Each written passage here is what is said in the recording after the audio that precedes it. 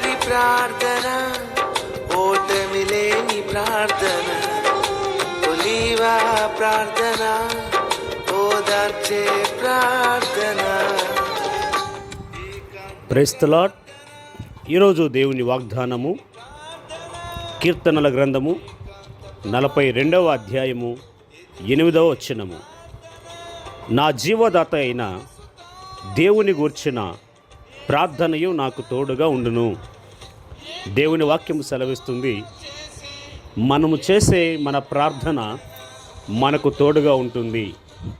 మన కష్టములో, మన బాధలలో, మన సమస్యలలో మనకు తోడుగా ఉంటుంది.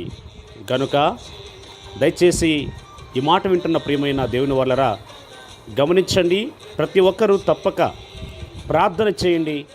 మీరు చేసే మీ ప్రార్థన మీకు తోడుగా ఉండి మిమ్మల్ని నడిపించి మీకు విడుదలిస్తుంది. ఆమేన్.